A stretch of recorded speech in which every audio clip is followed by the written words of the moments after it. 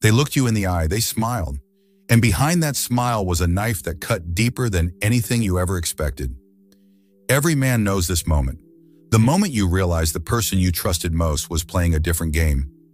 The moment the ground beneath you shifts, and suddenly the life you thought was real turns into something you can barely recognize. But today, I want you to stop hiding from that moment. Because betrayal isn't just pain. Betrayal is a teacher. Betrayal is clarity.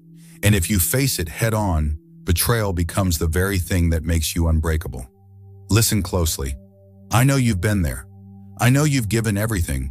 Your time, your loyalty, your energy. And in return, you got lies, silence, indifference, or worse, mockery. And it didn't just hurt. It broke something inside of you. But here's the truth no one wants to say out loud. The pain you felt, the pain you still feel, that was never weakness. That was the shock of a man who expected honor and got deception instead. And that shock, it's not meant to destroy you. It's meant to wake you up. Because in that moment, you see who people really are.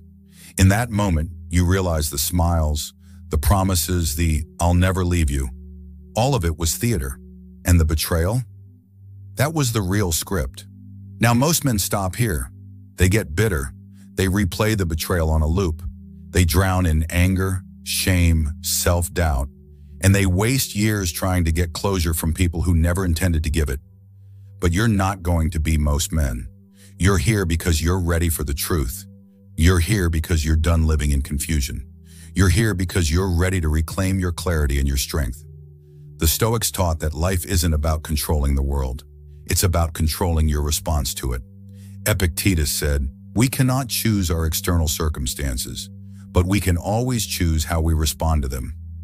And betrayal, that is the ultimate test of response. So here's the first lesson. Betrayal is not about them. It's about you. It reveals who they are, yes. But more importantly, it reveals who you become afterward.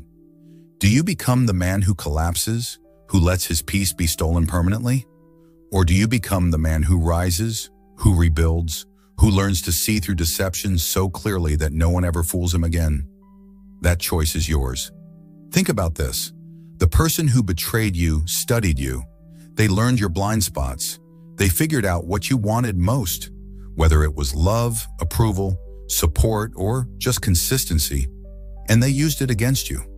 That's what betrayal is. It's not random, it's calculated.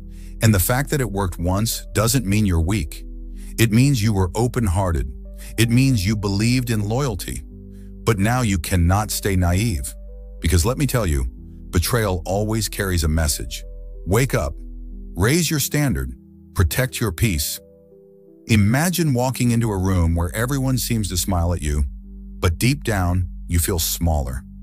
Not because you changed, but because someone shifted the ground beneath you. That sinking feeling you get? That's not paranoia, that's awareness. And if you've ever ignored that gut feeling before, if you stayed when you should have walked, you know how costly it is. So in this part, we confront the truth. Betrayal is not rare. It is not accidental. It is not something you can just wish away. It is part of the human condition. And if you want to live with clarity and power, you must master how to deal with it. So let me ask you, how many times have you tolerated disrespect because you didn't want to be too harsh? How many times did you give someone one more chance, even after their actions proved the truth? How many times have you silenced your instincts just to keep the peace? Every time you did that, you told your own soul that your peace didn't matter. But starting today, that ends.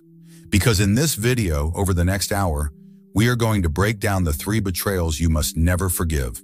We're going to expose them, dissect them, and give you the tools to rise above them with stoic clarity and masculine strength. But before we get to the 3 betrayals themselves, you must first understand the battlefield. And the battlefield isn't outside you, it's inside you. Here's the danger. When you're betrayed, your emotions want revenge. They want chaos. They want to lash out, scream, demand answers.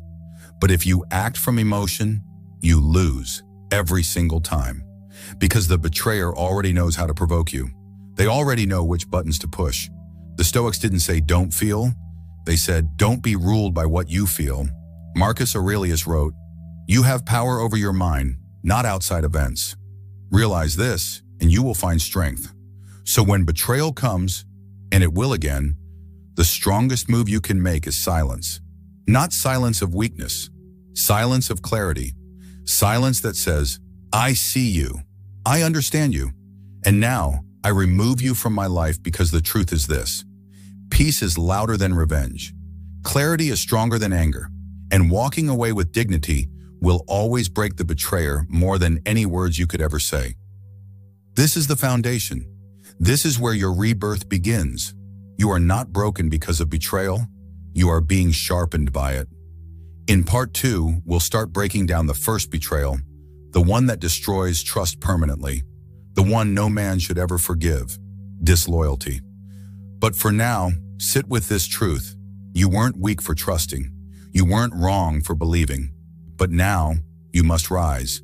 And once you rise, no one will ever shatter you the same way again. Every great man falls not because of his enemies, but because of those closest to him.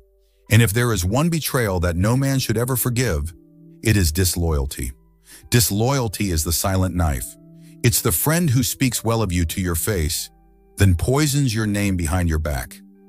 It's the partner who promises to stand by you in storms, but jumps ship the moment the waves rise. It's the colleague who nods in agreement during the meeting, then undermines you in secret. Disloyalty is worse than hatred, because it disguises itself as love, as friendship, as loyalty. And that is why it cuts the deepest. The Stoics taught that a man's circle defines his destiny.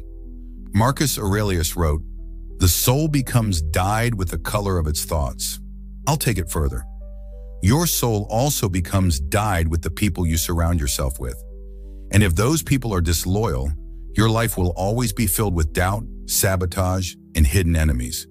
Here's why disloyalty is unforgivable. It destroys the foundation of trust. And once trust is broken, nothing can stand. A man can forgive mistakes. He can forgive ignorance. He can even forgive weakness. But disloyalty, that is a conscious choice, a deliberate act, a revelation of true character. Disloyalty says, I will take your trust and use it as a weapon against you.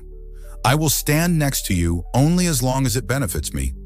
I will betray your confidence the moment it serves my self-interest. And let me tell you, the moment you tolerate disloyalty, you announce to the world that your loyalty is cheap. Picture this. You've built something. Maybe it's your career, your relationship, your reputation. You've given time, energy, nights without sleep, years of effort. And then someone you trusted, someone who stood beside you while you built, decides to flip. They whisper in rooms you're not in. They reveal secrets you shared in confidence. They turn their back when you need them most. How does it feel? Like the ground has been ripped from beneath you. Because betrayal from an enemy stings, but betrayal from a friend destroys. This is why men must draw the line. The moment you see disloyalty, you do not rationalize it. You do not bargain with it. You do not try to fix it.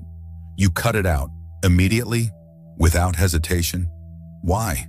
Because disloyalty tolerated is disloyalty multiplied. If someone sees they can betray you and still keep access to your life, they will never respect you again. And worse, others will watch, and they too will learn that your loyalty comes cheap. Now let's go deeper. Why do people become disloyal? It usually comes down to three things. Self-interest. They think they can gain more by betraying you than by staying loyal. Weakness. They don't have the courage to stand firm when pressure comes. Envy. Your strength, your progress, your presence reminds them of their inadequacy, so they attack it secretly. Notice something? None of these reasons are forgivable. None of them are accidents.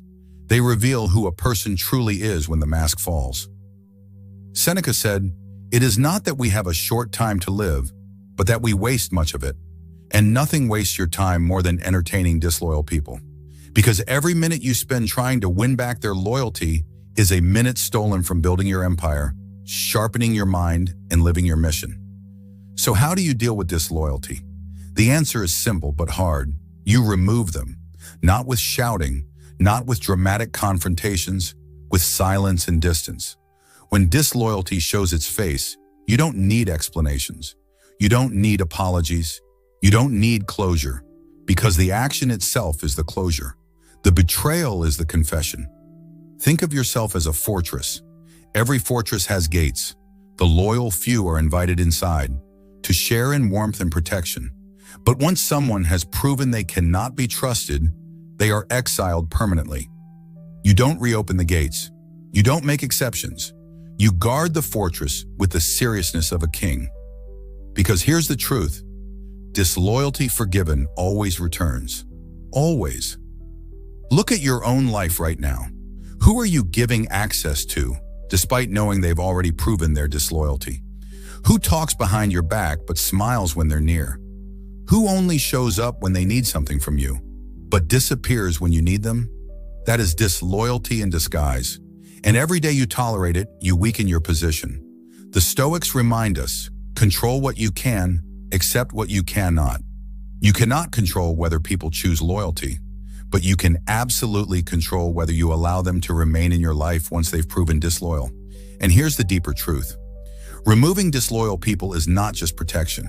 It's purification. It clears the noise. It creates space for the loyal few to stand taller beside you. It restores your peace, your clarity, and your focus. So remember this, loyalty is priceless. Disloyalty is fatal. You never forgive it. You never overlook it. You never explain it away. Because every time you cut out disloyalty, you sharpen your inner circle and strengthen your foundation. In part 3, we move to the second betrayal, the one that erodes reality itself, the one that makes you question your sanity. Deception. But for now, let this truth burn into your mind. Disloyalty once is disloyalty forever. And a man who values his peace, his dignity, and his mission will never ever tolerate it. If disloyalty is the knife in your back, deception is the poison in your veins. It seeps slowly. It corrodes your confidence. It makes you question your memory, your instincts, even your sanity. Deception is not just lying. It is reality itself being rewritten in front of you. And if you forgive it, you give someone permission to play God with your perception. The Stoics believed that truth was the foundation of freedom. Epictetus said, "If you want to improve, be content to be thought foolish and stupid about external things." What did he mean? That the world is filled with illusion, with masks, with lies. The man who insists on truth, even when it makes him look naive, is the man who becomes free. But deception is the weapon of the weak. It's the tool of those too cowardly to face reality, too insecure to stand in truth, too manipulative to get what they want without trickery. Let's break it down. Why is deception so dangerous? Because it attacks the very thing you rely on most, your perception of reality. When someone deceives you, they aren't just hiding information, they are bending your world. They're making you question, did I really see what I saw? Did I mishear that? Maybe I'm overthinking? And slowly you stop trusting yourself. You stop relying on your instincts. You silence your inner voice. That's why deception is so insidious. It's not just about them lying, it's about you losing yourself. Imagine this. You come home and something feels off. A glance, a hesitation, a detail that doesn't add up. You ask about it and the person smiles, shakes their head, says, "You're imagining things." And for a moment, you believe them. You think maybe you're overreacting, maybe you're paranoid, but deep down your gut knows the truth. That's what deception does. It silences the gut. It conditions you to mistrust your own perception until you hand over your clarity to someone else. And once that happens, you're theirs, controlled, dependent, confused. A man cannot allow himself to live under deception because a deceived man is a controlled man, and a controlled man is not free. This is why deception is unforgivable, because when someone lies to you, they are declaring, "I don't respect your intelligence. I don't value your right to truth. I will manipulate your reality if it benefits me." That is not a mistake. That is not an accident. That is a choice, and choices reveal character. So why do people deceive? 3 core reasons. Fear. They fear the consequences of truth, so they hide it. Greed. They want something they can't get honestly, so they manipulate. Power. They enjoy control over others' perceptions. It feeds their ego. Notice, none of these reasons justify the act. They only expose weakness. Marcus Aurelius reminded himself daily, "If someone can show me I am wrong, I will gladly change. For I seek truth, by which no man was ever harmed." But think about that. No man was ever harmed by truth. Truth may sting, truth may cut, truth may humble you, but truth never poisons. Deception, on the other hand, always poisons. That's why truth, even painful truth, is always a gift. And deception, even sweet deception, is always a curse. So what do you do when you discover deception? First, you do not argue. Why? Because a deceiver will always twist words further. They thrive on confusion. They will drag you into an endless maze of explanations, excuses, and half-truths. Second, you observe patterns. One lie can be forgiven if it's truly a mistake, but repeated lies, that's a pattern. That's who they are. Third, you remove them. Not dramatically, not emotionally, calmly, decisively, because a liar in your circle is like a crack in your foundation. Eventually, everything collapses. Remember the fortress? Disloyalty was the soldier who opens the gates for the enemy. Deception is the spy inside the walls. You can't allow spies to live inside your fortress. You root them out permanently. Because once someone shows you they are comfortable lying, you must believe them. And the greatest mistake a man can make is thinking he can teach someone to be honest. How many times have you caught someone lying, and instead of walking away, you gave them another chance? How many times did you convince yourself they didn't mean it? They'll change. And how many times did it end the same way? Another lie, another disappointment, another piece of your trust stolen? That cycle ends here. The Stoic answer is not bitterness, it's clarity. You don't rage against the liar. You don't waste time trying to make them see truth. You simply cut them out with calm, with dignity, with silence. Because the strongest revenge against deception is not vengeance. It's living in undeniable truth. Your life becomes so solid, so transparent, so built on reality that no lie can penetrate it. So never forget this. Disloyalty stabs your back, but deception attacks your mind. And a man who loses everything.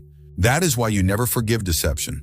Because every time you remove it from your life, you sharpen your perception, you strengthen your instinct, and you reclaim your sanity. In part 4, we go even deeper into the third and final betrayal. The most subtle, the most manipulative, and the most soul-destroying of them all, emotional manipulation. If disloyalty is the knife in your back, and deception is the poison in your veins, then emotional manipulation is the invisible chain around your soul. This betrayal doesn't come in one strike. It doesn't happen in one obvious moment. Instead, it drips slowly, day by day, word by word, gesture by gesture, until one morning you wake up and realize you're not even living your own life anymore. So what is emotional manipulation? It's when someone doesn't just want to control what you do, they want to control how you feel. They weaponize guilt. They twist affection into leverage. They punish you with silence when you don't obey. They reward you with attention only when it serves them. This betrayal is unforgivable because it goes beyond action. It invades the deepest part of you, your emotions, your mind, your identity. The Stoics taught that a man's first duty is mastery of himself. Marcus Aurelius wrote, "You have power over your mind, not outside events. Realize this, and you will find strength." But emotional manipulators invert this. They aim to make you doubt your own mind, to make you believe your emotions belong to them, not to you. And once they succeed, you are no longer your own master. You are a puppet. Let's break down their tactics. Guilt tripping. They make you feel like you're selfish for setting boundaries. Suddenly, your strength is coldness. Your independence is selfishness. Your discipline is neglect. Gaslighting. They deny your reality until you start apologizing for things that never even happen. Silent treatment. They withdraw affection, not out of peace, but as punishment. They starve you of warmth until you bend. Conditional love. They give praise, love, or intimacy only when you serve their agenda. When you resist, they turn cold. All of this leads to one outcome: you living in confusion, you living in constant self-doubt, you asking permission to exist. Picture this. You wake up confident, ready to face your day. But one look, one tone of voice, one carefully chosen silence, and suddenly you're off balance. You start questioning yourself. Did I say something wrong? Am I being too harsh? Maybe I should apologize just to keep the peace. And slowly, day by day, your backbone bends. Until finally you're not standing at all. You're kneeling without even realizing it. That is the slow death of emotional manipulation.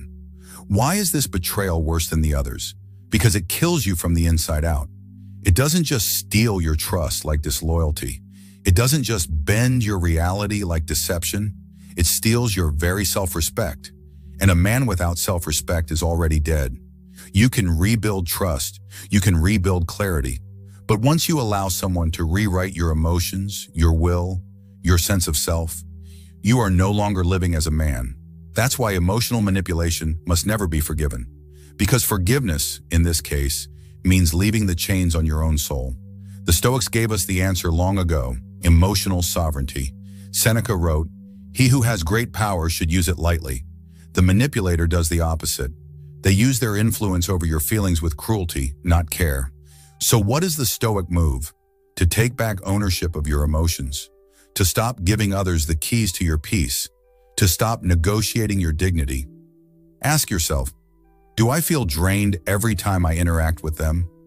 Do I feel like I'm always apologizing, even when I've done nothing wrong? Do I feel fear at the thought of setting boundaries? Do I feel like their moods control my day more than my own choices? If the answer is yes, you are not in a relationship, you are in a prison. And here's the truth. No one escapes a prison by asking the jailer for permission. You escape by walking out. You are a king. Your mind is your throne. When someone manipulates you emotionally, they sit on your throne and rule your kingdom. You bow, you obey, you bend. But once you reclaim your throne, once you sit back down with strength, you'll realize the manipulator was always small, always weak, always dependent on your submission. Because manipulation is not strength. It's weakness in disguise. It's the coward's weapon. So hear me clearly. You never forgive emotional manipulation. You never give someone a second chance to chain your emotions. Because the moment you reclaim your sovereignty, you cut those chains forever. And in that silence, in that strength, you become untouchable. In part 5, we bring it all together. We'll explore how to build the Stoic armor, how to live in such unshakable peace that disloyalty, deception, and manipulation can never touch you again. But for now, remember this. Your emotions are yours. Your mind is yours. And no one has the right to sit on your throne. You've seen the 3 betrayals: disloyalty, deception, and emotional manipulation. You've felt the knife, the poison, the chains. But now comes the question that separates the broken from the unbreakable. How do you protect yourself? How do you move forward without becoming paranoid, bitter, or closed off? How do you become a man who cannot be destroyed by betrayal ever again? The answer is simple but not easy. You build the Stoic armor. What is the Stoic armor? It's not a mask. It's not coldness. It's not shutting yourself away from the world. The Stoic armor is the unshakable discipline of mastering yourself, your mind, your emotions, your boundaries. It is living in such clarity and strength that betrayal cannot break you, lies cannot fool you, and manipulation cannot chain you. This is the armor of kings, of warriors, of men who walk through fire and do not burn. Marcus Aurelius wrote, "If you are distressed by anything external, the pain is not due to the thing itself, but to your estimate of it. And this you have the power to revoke at any moment." Think about that. The knife cuts, but the pain lingers because of your interpretation. The lie stings, but the confusion grows because you choose to doubt yourself. The manipulation works, but only because you give permission for your emotions to be controlled. The Stoic armor is built when you revoke that permission, when you reclaim your authority over how you see, how you feel, how you respond. The first layer of the armor is boundaries. A man without boundaries is a man with no walls to his fortress. Anyone can walk in, take what they want, and leave destruction behind. Boundaries are not about anger. They're not about control. They're about clarity, a clear no, a clear line, a clear recognition of who belongs inside your circle and who does not. When you master boundaries, you don't have to yell. You don't have to explain. Your life itself becomes the filter that keeps the betrayers out. The second layer is emotional discipline. Not suppression, not denial, discipline. You feel the anger, but you don't let it rule you. You feel the sting of betrayal, but you don't let it define you.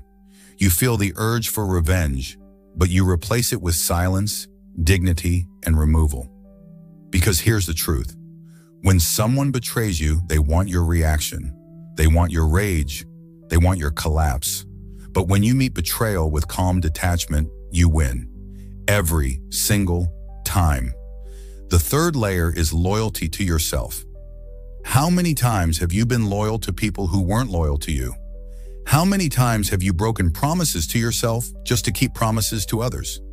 The Stoic Armor requires that you reverse this.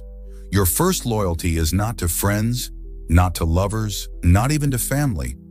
It is to your own soul, your own peace, your own principles. Because when you are loyal to yourself, you stop tolerating disloyalty from others. The fourth layer is truth above all. Deception thrives where people prefer comfort to truth. But a man in Stoic armor seeks truth, even when it hurts, even when it humbles, even when it destroys illusions.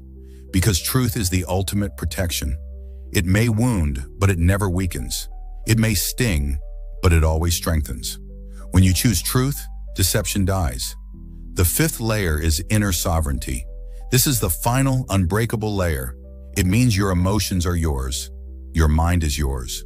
Your peace is yours. You no longer live as a puppet of guilt, approval, or manipulation. You no longer dance to the moods of others. You no longer beg for validation. You stand as your own king, ruling your own inner world.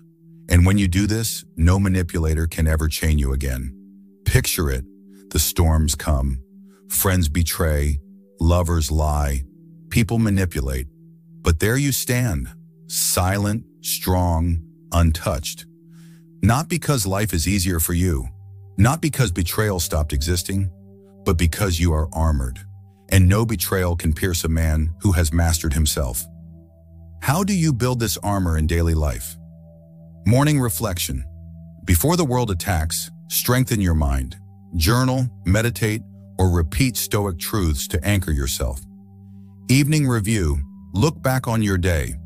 Where did you let emotions control you? Where did you keep mastery? Adjust daily. Circle audit. Regularly examine who's in your life, who strengthens you, who weakens you. Remove accordingly. Truth ritual. Commit to radical honesty with yourself. No sugarcoating, no illusions. Face what is real. This is the slow forging of your armor. And here's the beauty. Once this armor is built, you don't live in paranoia. You don't live in fear. You live in freedom, because betrayal can come and you will not fall. In part 6, we bring everything together. We will step into the final conclusion, the transformation. Not just how to survive betrayal, but how to rise so high above it that you become untouchable, undeniable, unstoppable. But for now, remember, the Stoic armor is not built in one day. It is forged every morning, every evening, every choice. And each layer you add makes you more dangerous, more free, more alive. We have walked through the shadows of betrayal. We have examined the knife of disloyalty, the poison of deception, the chains of manipulation. We have built the Stoic armor, layer by layer, discipline by discipline. And now we arrive at the final stage. This is where pain becomes power. This is where wounds become wisdom. This is where betrayal no longer defines you, but refines you. This is the transformation. There comes a moment in every man's life where he must decide, do I let betrayal make me a victim, or do I let it forge me into something greater? The weak man clings to anger. He clings to resentment. He becomes bitter, suspicious, paranoid. He wastes years reliving the moment of betrayal, feeding the wound until it devours his life. But the strong man, he makes a different choice. He does not deny betrayal. He does not excuse it. Instead, he uses it. He allows betrayal to burn away weakness, naivety, and blind trust. He lets it sharpen his eyes, his instincts, his boundaries. And in this way, betrayal becomes not the end of his story, but the beginning of his power. Marcus Aurelius wrote, "If someone can show me I am wrong, I will gladly change, for I seek the truth by which no man was ever truly harmed." Understand this. Betrayal is not always a curse, it is a revelation. It reveals who was never loyal to you. It reveals who was never honest with you. It reveals who was never truly for you. And in that revelation, you gain clarity. You gain freedom. You are no longer trapped in illusions. You no longer waste your loyalty on the disloyal. This clarity is painful, but it is priceless. So how do you transform betrayal into strength? Step 1. Accept the reality. Do not bargain with it. Do not cling to what if. Face it. See it clearly. Say to yourself, this happened, and I will not deny it. Step 2. Extract the lesson. Every betrayal carries a lesson. Maybe you ignored red flags. Maybe you overextended trust. Maybe you lack boundaries. Do not repeat the same mistake twice. Let betrayal educate you. Step 3. Reclaim your power. Do not let the betrayer keep living in your head. Do not replay the story endlessly. Reclaim your energy, your time, your focus. Take back everything you gave away. Step 4. Redirect the fire. Channel the pain into growth. Train harder. Work smarter. Build stronger relationships with those worthy of your loyalty. Turn betrayal into fuel. Step 5. Rise untouchable. After the storm, rise higher than before. Not bitter, but better. Not fearful, but focused. This is the point where betrayal no longer has any grip on you. Picture yourself reborn. Not as the man who was betrayed, but as the man who now walks with sharper eyes, stronger boundaries, deeper self-respect. A man who cannot be broken by lies, who cannot be chained by manipulation, who cannot be weakened by betrayal. This is the transformation. Betrayal no longer wounds you. It trains you. Here is the paradox. Betrayal feels like loss, but it is often the greatest gain. You did not lose someone loyal. You only lost the illusion of loyalty. You did not lose someone honest. You only lost the illusion of honesty. What you gained was truth. What you gained was clarity. And clarity, my brothers, is the most dangerous weapon in this world. Epictetus said, "We cannot choose our external circumstances, but we can always choose how we respond." That is your ultimate power. You cannot stop betrayal from happening, but you can choose to rise above it. You can choose to transform. So here now, make the vow. I will never let betrayal break me. I will never let betrayal define me. I will use betrayal as fire, as steel, as fuel. I will rise above it, untouchable, unbreakable, unstoppable. And so this journey ends where it truly begins. Not in the wound, but in the rebirth. Not in the pain, but in the power. Not in betrayal, but in transformation. Remember the 3 betrayals: disloyalty, deception, manipulation. Remember the armor you built: boundaries, emotional discipline, loyalty to self, truth, sovereignty. And remember the transformation, the rise beyond betrayal. You are no longer just a man who has been betrayed. You are now a man who cannot be destroyed by betrayal, a man who turns wounds into wisdom, a man who turns pain into power, a man who walks forward, not bitter, but unshakable. This is not just stoicism. This is mastery. This is freedom. This is power.